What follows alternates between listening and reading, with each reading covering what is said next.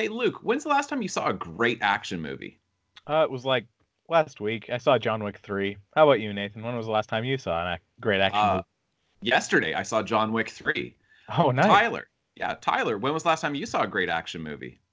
It was also John Wick 3, and it was about an hour ago. Oh, good. So it's going to be fresh in your mind. Yes, yeah, for sure. All right. Well, hello and welcome to Ignore the Bell. If you did not guess already from the title or from that introduction, we are talking about John Wick 3. This is going to be a shorter review of the film, and then you can kind of look forward to a longer discussion of the John Wick franchise, which we're going to post either next week or I don't know, at some point within the next few weeks, and we'll post a longer discussion of the John Wick franchise as a whole. Yeah. Now, we do have a sponsor for today. Actually, sorry, I apologize. I should actually do introductions. I'm Nathan, by the way. I'm Tyler. And I'm Luke. All right, so we have a sponsor. So our sponsor for today's episode is Canadian Loonies. So we have all got this. This is the official currency of the John Wick universe. Only Canadians are privileged enough to have access to this particular kind of currency. It can buy anything in the John Wick universe. Everything costs the exact same amount. It is one coin. One coin can purchase you either a 2-minute conversation with a mob boss or a week's worth of, accommodations at a fancy hotel. Like, it's just everything's money. How much is that? Money. Okay, there you go. Everything is like one coin, no matter what. Yeah, I know. It's really crazy. I want to know what the exchange rate is. Like no one ever gets change. I want to see one person in the franchise put their hand out and be like, my change? I gave you a $3,000 gold coin. Yeah, I know. I want to find out how these people are getting them in the first place. Like, because obviously, like John Wick has all these coins to hand out. Where did he get all of them from? Did he get like one kill or? Right. I feel like this needs to be part of the discussion, but we'll save that maybe for like the entire franchise when we get into that, because I definitely want to talk about the money. But yeah, they're definitely using Canadian loonies. That's what's up. Yeah. All right, folks. I hope you enjoy the podcast. Oh man, I wish this discussion could go on forever. Ignore the bell. We're going to keep going, people. All right, so we are going to do a review of John Wick Chapter 3, Parabellum. That is a very, like, that title is so succinct. You know what I mean? You go to the theater. They were asking me, they're like, John Wick? I'm like, no, John Wick Chapter 3, Parabellum, specifically. Yeah. Yeah, I know. It's a bit of a strange title. I didn't know what it meant like going into the film, and I wanted to keep it that way. And then like to find out that it means like prepare for war. Yeah, I believe it's Latin, prepare for war. Yeah. Okay. When I searched it up, I got like a definition, and it was basically it's like a pistol that is like a machine gun. So I was like, what? The title is just pretty much John Wick pistol, but then I saw that, and then I saw that line, and I was like, oh, it's prepare for war in their language, not the definition, which coincidentally is a pistol. Like, well, I don't think it's coincidental. I think that's why, because I knew that Parabellum, like, I thought that it was a type of ammunition, like a kind of round for a firearm. That was my understanding. Parabellum bullets, or rounds, I'm not sure. But I didn't realize that it was actually Latin. Which is like, because, and I don't know who says it, but I've heard that line many, many times. I've got an idea of who the writer is, the Roman writer, but in any case, it's basically to something like to ensure peace, prepare for war, right? Right. Yeah. And so it's an interesting title, but yeah, it was great. So that is John Wick Chapter 3, Parabellum, which is a 2019 film. It was directed by Chad Stahelski, and I don't know, I'll have to look it up after, because I'm not sure if he directed the first two films. I believe he did. Oh, okay. Thank you. And then the screenplay, you've got 4 screenwriters on it. I think the most important one. Maybe I'm wrong on this, but it would be Derek Kolstad, who developed the original story and developed the character of John Wick. So we've got Derek Kolstad, and then Shay Hatton, Chris Collins, and Mark Abrams. And I just wanted to get a few of these things out there before we get into the discussion. It's distributed by Lionsgate. I thought it was an actual Lionsgate production, but it's only been distributed by Lionsgate. And so the actual production companies, there's 3 of them at Summit Entertainment, Thunder Road Pictures, and 8711 Productions. And as of right now, we're only like in the second weekend of it. And according to, and I know this is not the best site for it, but according to Wikipedia, then so far it has brought in $175 million at the box office. And the budget for the film was $55 million. So wow. Okay. Yeah. Like the incredible action that you get out of this film for a relatively modest budget of $55 million is, I mean, it is incredible. It's got the best fight sequences, like better fight sequences than anything you get in CGI generated massive sci-fi productions. Like the fight sequences are like mind blowing. Yeah. I was honestly gonna say like exactly that. Like you've got, more low-key fights and then, bigger scale fights all happening all in this one film. If you took basically any fight from this film and threw it into any other movie, like then that movie would be so much better for it. Everybody would be talking about that one fight scene in that movie. Right. And this movie is just all of them. Like it's back to back like action scenes, and they're all incredible. Right. So I guess what I want to do very briefly before we get into a longer discussion of the film would be just establishing what happens within this movie. So one thing that surprised me is it and I mean, maybe it didn't really surprise me, but I appreciated it that this film starts essentially right where John Wick Chapter 2 ends. And like they even mention it within the film that it's like within like this is all within a few weeks. And that's actually like to me, that's one of the most impressive things about this film, because that's very challenging to do, to maintain chronology within a film, even though it's spanning 5 years. That's hard to, it's hard to maintain the same tone, the same visual style, the same acting, the same aesthetics, all of that it actually is consistent from one film to the next, especially when you're not filming them back to back.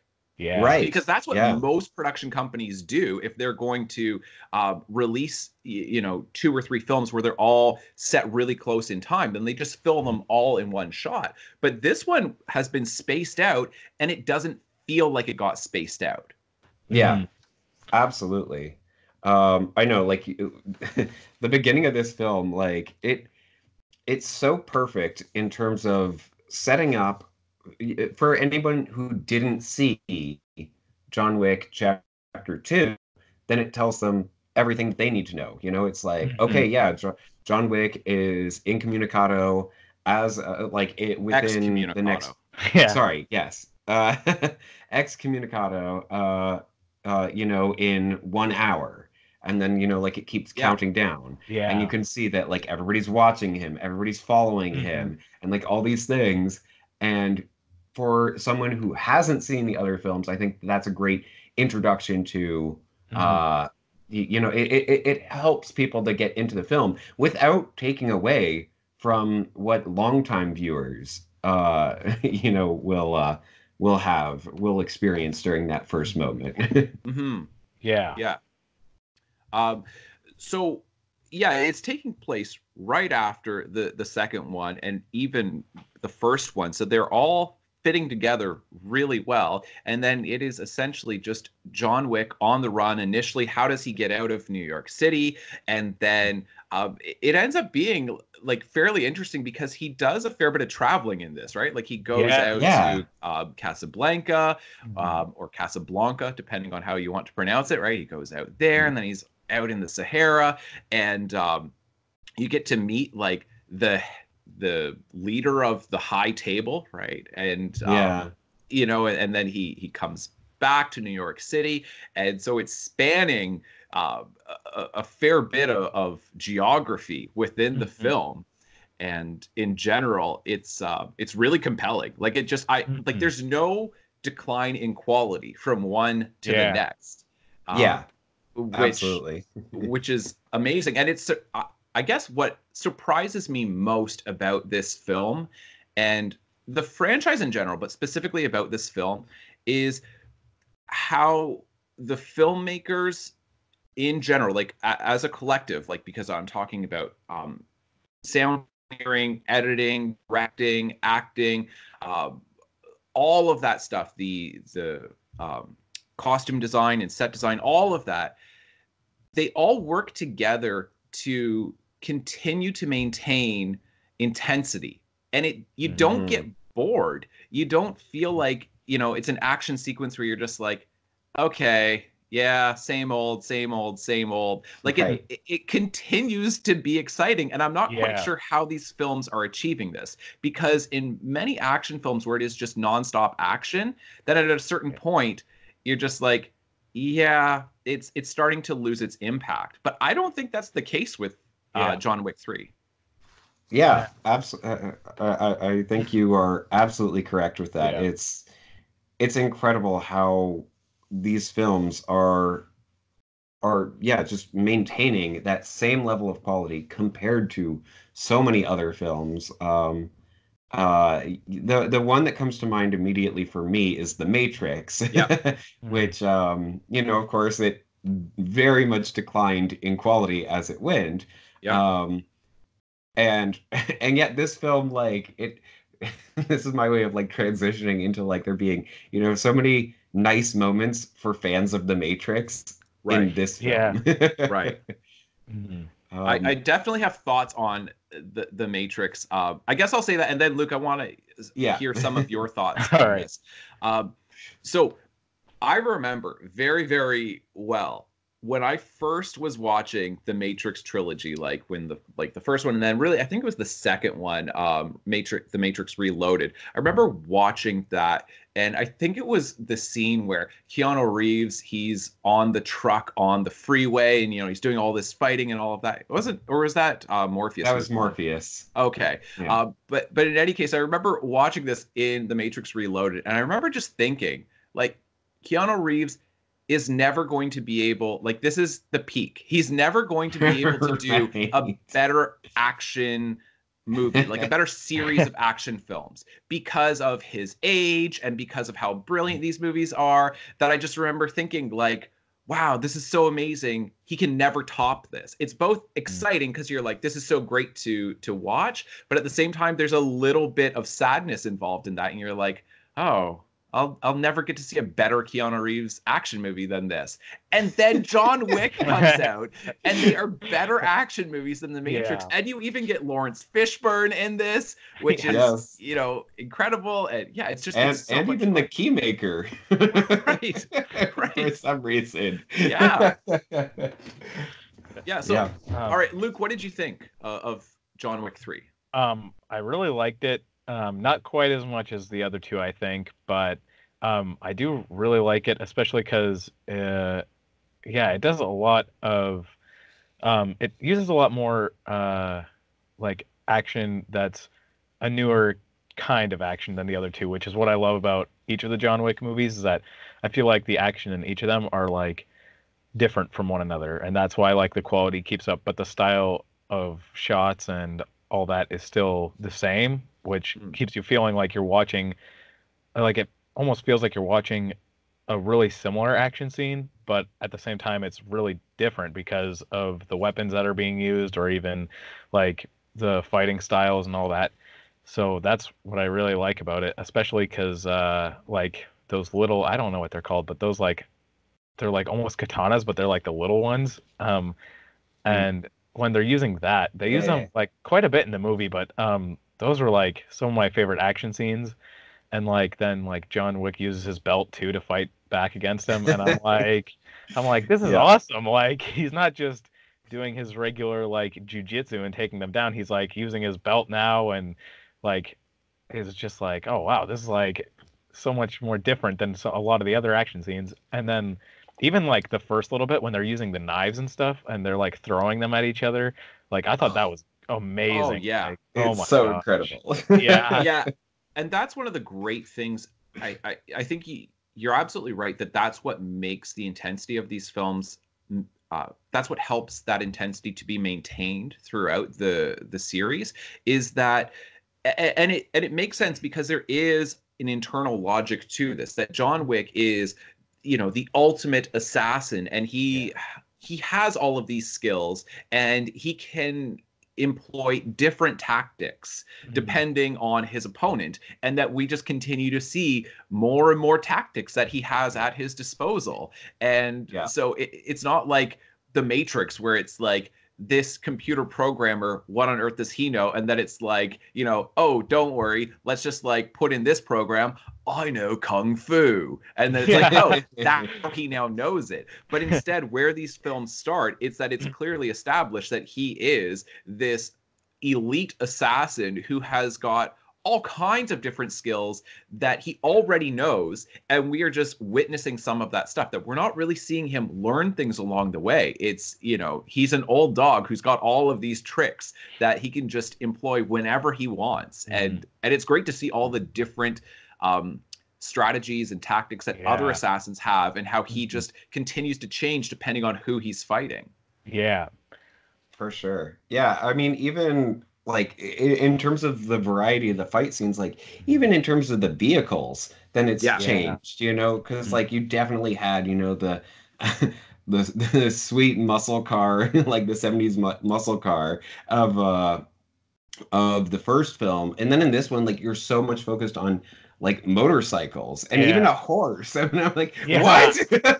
Well, yeah, now I've definitely got thoughts on this. So I think especially within this film, I think that you've got overt allusions to other types of heroes, and specifically to other types of essentially, like, maybe not assassins, but warriors, right? And you've got these overt allusions to them. So the horse, John Wick riding a horse, it's very much a cowboy. He's a gunslinger, right? And it's going back in Hollywood history, and it's a reference to it. It's an allusion saying, you see him on the horse, you see him with the gun, you see him being this warrior, and it's like, that's who our heroes used to be in the westerns, in Western films within Hollywood. And then you see the motorcycles, and it's like a motorcycle is an iron horse, right? And so you get that. You get the references to the samurai, where you see that you've got the different samurai set up throughout there.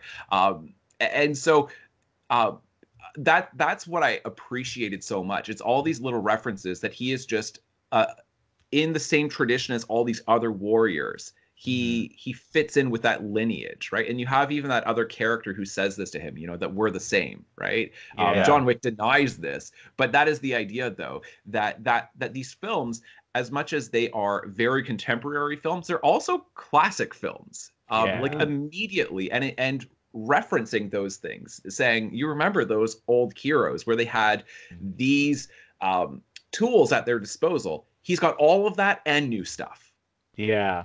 And even like referencing cowboys and stuff, like that's one of my favorite kills in the movie, is when he's like loading that revolver, and then someone comes in through the door behind him, and he turns around, like he like does like one of those cool shots that they always do in like those draws and epic westerns and stuff. That's and right, with the revolver. That's precisely it. He's a like, gunslinger in that instance. That was like definitely my favorite kill of the movie.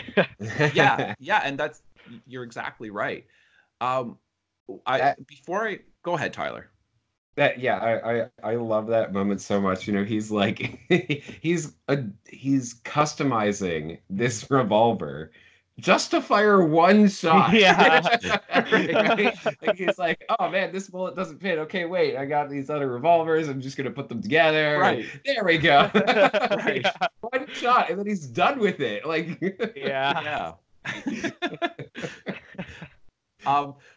Okay, I want to say, before I forget, one of the things that I really, really appreciate about this film, and really the John Wick films in general, and it kind of does go back to Westerns. One of the things that I love about Westerns is that they really understand filmmaking as a unique form of storytelling.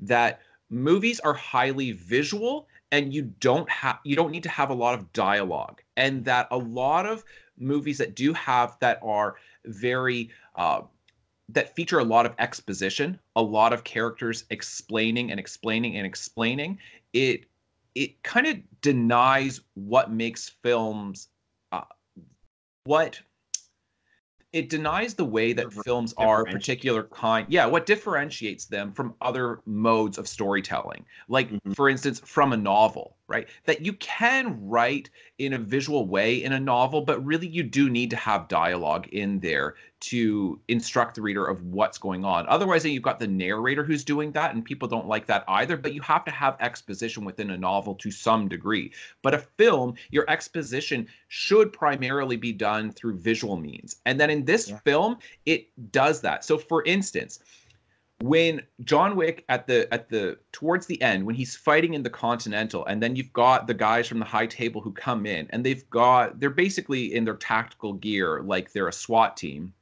And then he's shooting them. And they've obviously got such good armor on their bodies that there's really the only way to actually get to them is to get to the one weak spot, which would be right underneath their chin, like at the upper part of their neck, because that they have to have that in order to be able to move. That if you're shooting them directly in the helmet, it's not necessarily going to work. The rest of it, it's not going to work. But he never says it. Nobody says this. And if this was a bad action movie, you would have him either say to himself, oh no, I'm going to have to lift up the helmet to shoot them. Oh no, they're wearing body armor. This won't work, right? Or have somebody else like, John, you're going to have to do this because this isn't working. Instead, it's like, you guys have eyes. It's a movie. You're watching it. You can see that it's not working. He can see that it's not working. So he just changes his strategy, and then he starts aiming for the neck. And then you see him. He keeps like, holding the guys and then getting the gun into that particular place to be able to shoot them, to be able to get a bullet to go through. And then finally, after that, then he says, "All right, we've got to get other weapons to try to pierce their armor a little bit more." Yeah. But you already had several minutes where the audience was instructed that they're wearing armor. The traditional tactics are not going to work. John realizes this. He's going to have to change his strategy. And then he actually starts doing that. But there was no dialogue, and the film told us all of that. I'm like, thank you. Yeah. Thank you. We don't need stupid dialogue instructing us on every single thing. Visually tell us this. Use visual exposition, not verbal exposition. Yeah. And like one of my favorite characters in the John Wick franchise is Winston's like assistant, the concierge. Yes, and he is just amazing. I love like when they do come into that room and he grabs the shotguns, and you can like he doesn't say anything again, but like you can just tell he looks so angry, and he just starts loading the shotgun, and it is like armor piercing slugs, 12 gauge, and then they just go back out. I'm like, oh. That was like one of my favorite scenes in the movie. That's the thing. And that's what's, like I say, that's what's great about Westerns, is that Westerns were like that. Westerns were highly visual forms of storytelling. So they really captured what film does so well. And I'm not saying that film can't have exposition and can't have lots and lots of dialogue, because of course there's lots of different types of films. But I'm saying that to me is what separates a good action movie from a bad action movie. A bad action movie has just got terrible dialogue that just insults your intelligence as a viewer. You're just like, this would have been so much better if you just didn't say that. I can see what's happening. Stop telling me what's happening. Like in Speed, not to say that that's a bad movie, but when they keep saying, oh, we got to keep the bus over like 60 or whatever. And then like, you say that so many times during the movie, like we know. Right. As if like, and the audience were supposed to be like, right. As if people are in the theater going, just stop the bus. like we all know. You don't need to tell us. Because it just, that's the thing. And that's why most mainstream blockbusters, I don't pay money to see, because there is a presumption that audiences who go and see these movies are stupid. They treat you like you're stupid. And the one thing that I just really, I have very little patience for is somebody who disrespects my intelligence. And it's like, and there might be some truth to that. Like there might be some necessity in doing this, that if you want to make a film where you're not going to, like if you're going to have a range of ages going to see the film, then you don't want to necessarily have kids constantly pestering their parents. What's happening? I don't understand. What's going on? But I guess I just feel like those aren't the movies for me. Yeah.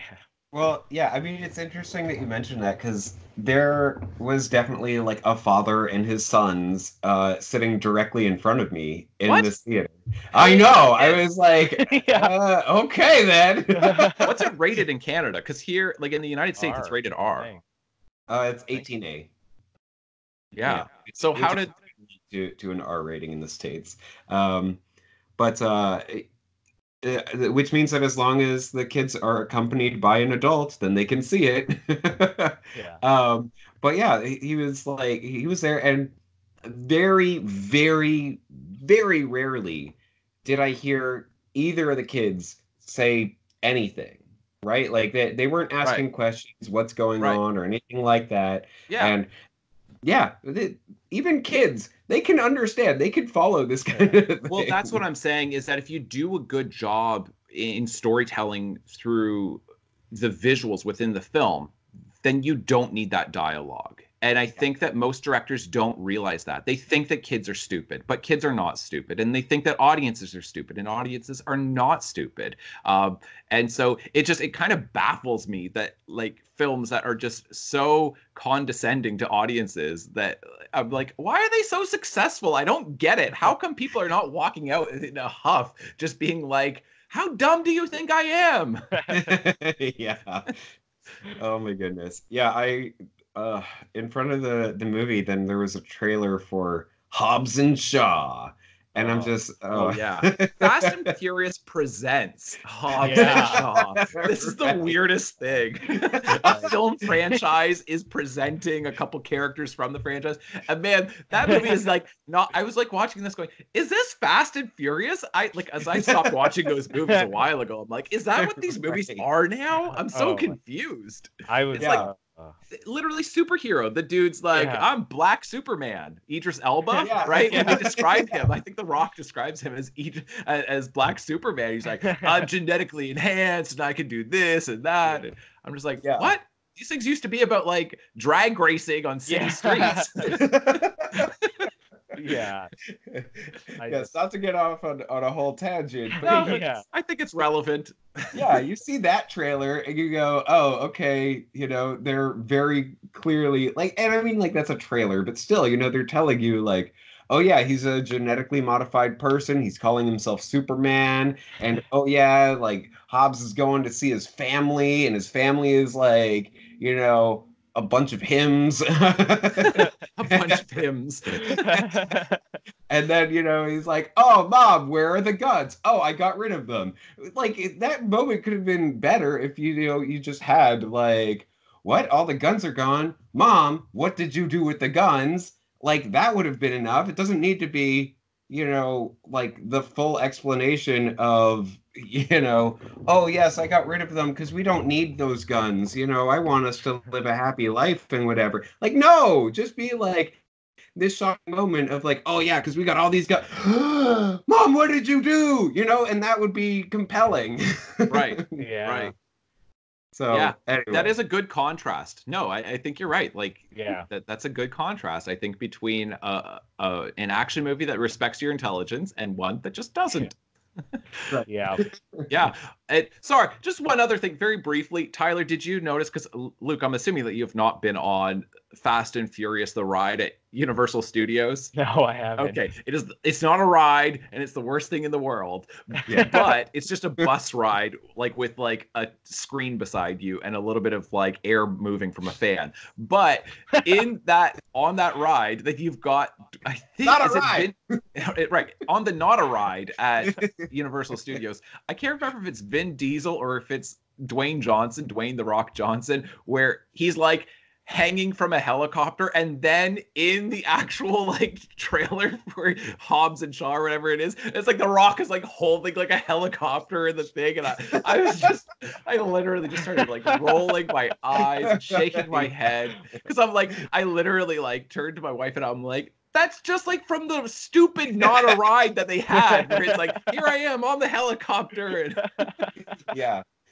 Yeah. Oh man. And compare that again back to, John Wick. I Yeah. love that there are consequences. And I mean, like, Yeah. the tagline for this movie is every action has consequences. But Right. like, seeing, like Lawrence Fishburne at the end using a cane and his face is like all Yeah. up. Oh Like, yeah. and seeing like, John like thrown off a building. Whew. He doesn't get up because I was honestly getting worried. I was like, oh man, like I don't think he really could have survived that. And even if he did, like, he's He's in so no messed up. yeah. Yeah. And then, like the woman comes out and she's like, oh, his body is gone. And I'm like, okay. And then you see him like in a shopping cart, like Yeah. from Yeah. that person. And I went, oh, okay, yeah, this is actually really, really cool. And like John's like limp, basically. He like can't Right. move at all. And that was just really, really awesome to see Yeah. that, he's not just getting right back up or shooting back at them after he was thrown off a building. Yeah. Yeah. And I just like I don't know if I missed something, but like I'm kind of confused at the like if at whether Winston was trying to kill John Wick or not, because I didn't think he was, but I'm like, you couldn't possibly have known he would have survived that fall, and Right. there was a huge chance he totally could have died, but like it seemed like every decision made in this movie was like he was siding with John Wick, and then he just like starts shooting him in the jacket, which is bulletproof, and then he falls off the building and almost dies, and I'm like, but how did you know he was gonna survive? Are you actually trying to kill him? Like I was just so confused. Yeah, I agree. I think that it is ambiguous. It is unclear exactly what his motives were in that instance. The way I read it is he wants to he's willing to take the risk that he might actually kill John, but he knows that he has to at least attempt to kill him or make the appearance that he is killing him in order to satisfy the adjudicator from the high table in order to continue as the manager of the Continental in New York. So he has to at least put on a good show of killing John and hoping that John survives, but accepting the fact that he might not survive. That he's Yeah. ultimately, he does care about John, but he cares about himself more. And so he's willing to have John die as a result of this, but he's hoping that he doesn't. And I think he's just taking a risk. Just like at the beginning of the film, then, how he talks about how every single person, like all these people working for the high table in New York, they're all out to get John. And then he's like, I put his odds at 50-50. I think Yeah. that was the same thing. He was putting his odds Yeah. at 50-50. It's like he might die as a result of this, but I'm hoping he doesn't. But at least they can't blame me and say that I let him get away. Yeah. Okay. Yeah. Like, because I was just like, Yeah, no, I think that it is again like intentionally ambiguous, and I think that the concierge's line is really good there, where he says, "Well played, sir," and it's like, okay, Yeah. well, what's he referring to? Like that Yeah. in itself is very ambiguous, but it like, yeah, it's good, but I agree that it is like a little uh off-putting. mhm, Right. mhm. So let's go just for a few more minutes, and then I think we'll save the rest of our discussion for the longer Mhm. John Wick podcast.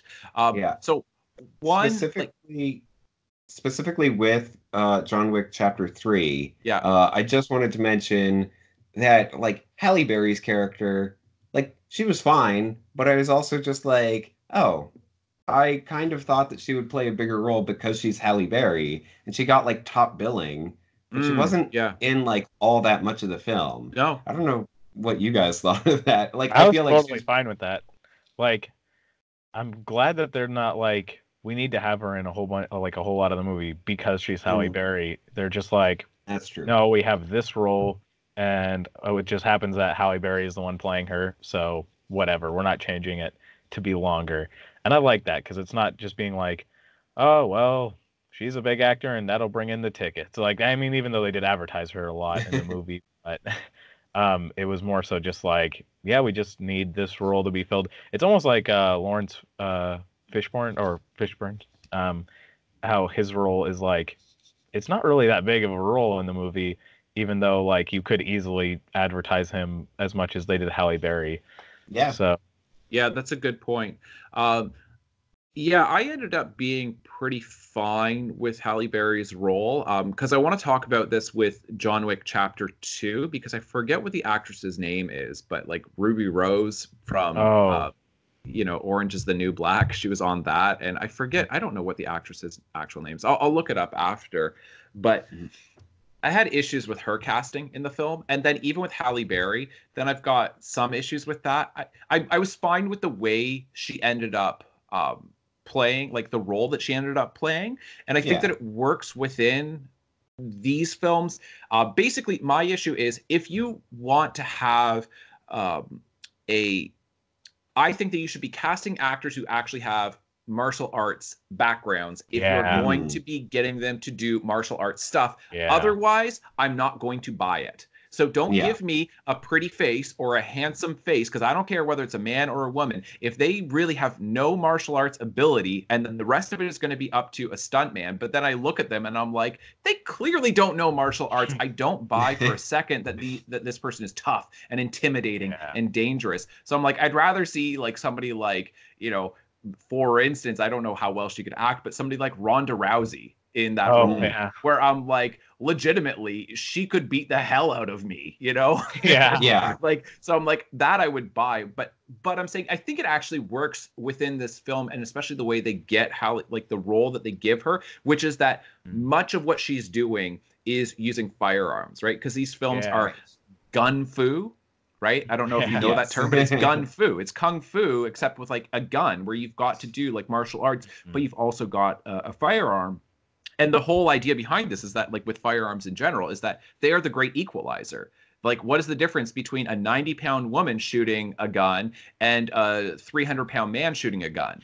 It's like, there is no difference. That like they're like, it's going to have the same firepower behind it. And so that's the great thing about firearms, is that it allows a woman to compete against a man, where even if there is a massive difference in terms of height or strength or weight or anything like that, that if she's really skilled with a firearm, then like she's got just as much of a chance against this guy. And so that's the way they used it. They didn't get her doing a bunch of like kung fu, she's like 90 pounds and she's like taking like 250-pound guys and like throwing them over her shoulder. Like, there really wasn't any of that. And the way she worked with the dogs, I thought that was terrific. Was incredible. Yeah. Those dogs, I think, were the best actors in the movie. Man, that was fantastic. They were so well trained. That was really impressive. Yeah.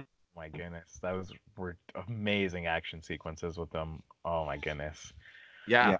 Like, and again, continuing to change up the formula for fight scenes, right? Like, right. Yeah. Because you could tell that like Halle Berry's character has worked with dogs like for her entire career, right? Like, it's not just like something where it's like, oh yeah, well now I have these dogs. It's like, no, she's got them like perfectly well trained, and she can get them to go right for the for the groin every time and everything. The way they work so well in harmony together, of the dogs basically like hold them down, and then she shoots, and then it's like, now get that one, and it was just like, that's what I'm saying, is the way they actually got her character to the tactics that she uses, that it's like, because I was concerned when I saw Halle Berry, that I'm like, oh man, like this better not be one of those like kinds of movies where the suspension of disbelief is going to get stretched pretty hard in order for me to buy that this woman like punched that guy and he went flying. But there really wasn't any of that. So I was like, oh, good. Okay. Yeah. Even like when she, did like the leapfrog action for the dog, right? Like she was like the bouncing board, if you will. That was so great. Like, it was so clever, so creative. I was like, maybe like the best line of dialogue in this movie is when after like they kill everybody on the roof of the one building after the guy shoots her dog, and then she looks at John, and then she's like, he shot my dog, and he's like, I get it.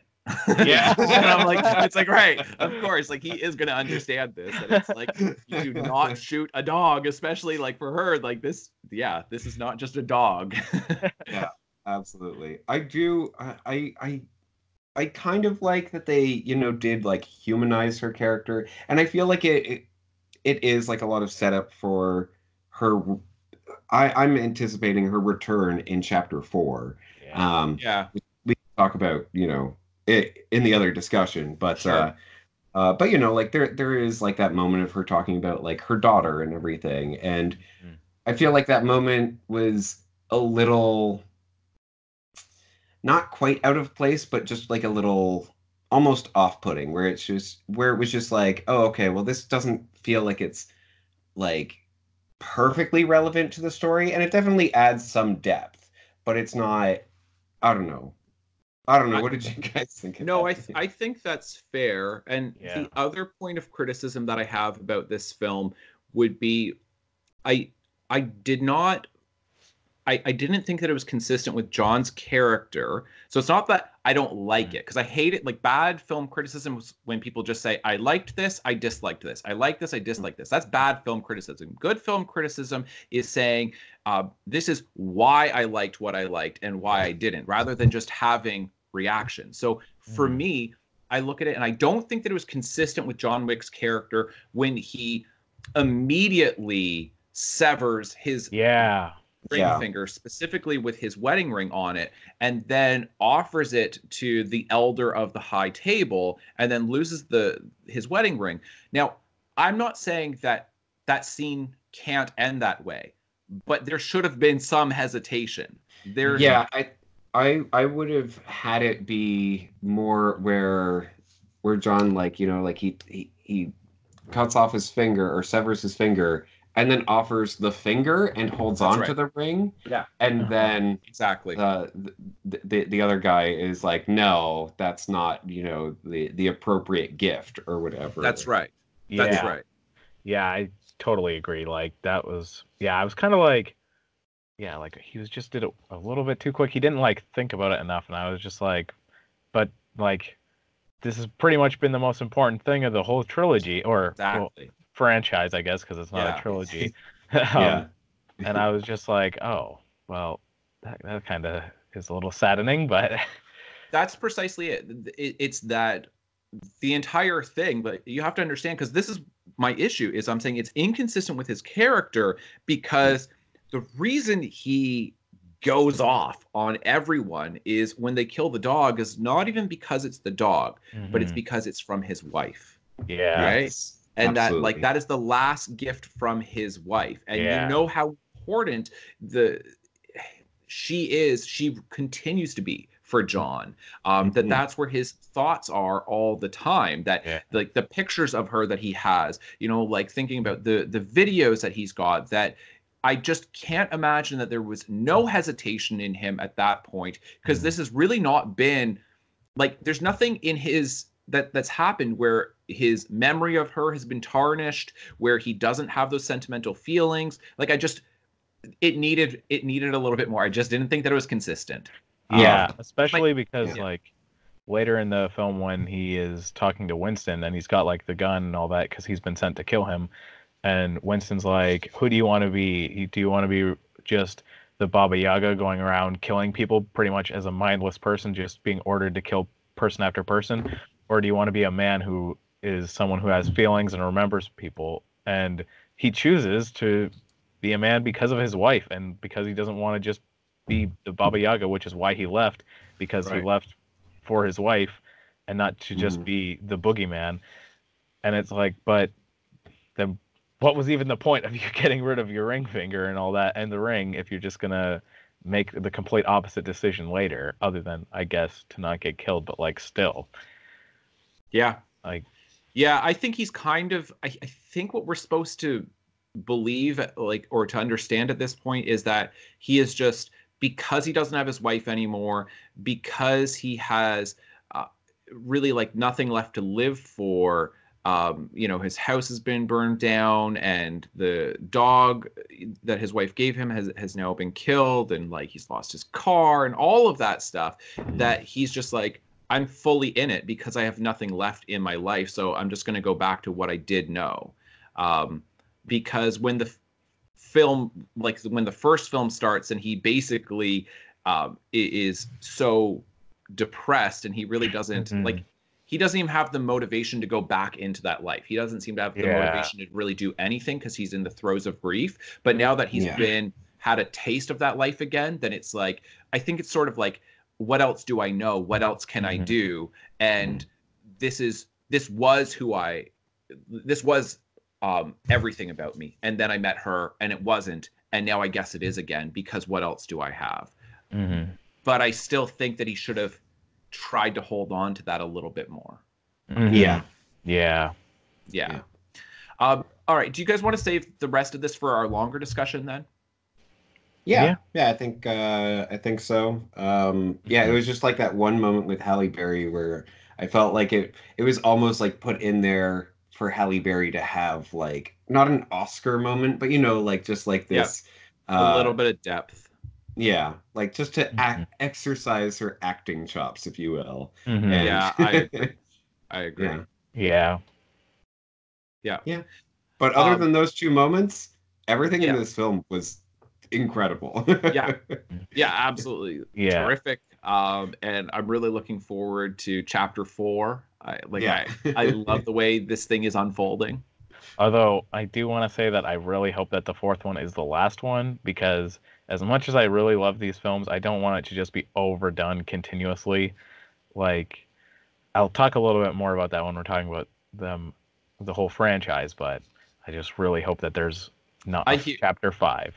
I hear you. I felt that way about thinking about John Wick 2. Then I'm like, same. Oh, okay. But then I'm like, oh, that was definitely worthy. That was a story that needed to be told. And then chapter 3, I'm like, ooh, that's a story that needs to be told. And then chapter 4, I'm like, because you can see where it's going. It's not like these things. These films are clearly leading from one into the next. And certainly from 2 forward. Then there is a plan. It's not just like, well, we resolved everything really well, but it made so much money that we have to come up with some story. Like we'll just, like jerry rig some kind of story together, and then where it's a very contrived thing. Instead, it feels natural. It feels like this is the next story that needs to be told within this universe. They are chapters. They are. It's an appropriate way to describe them.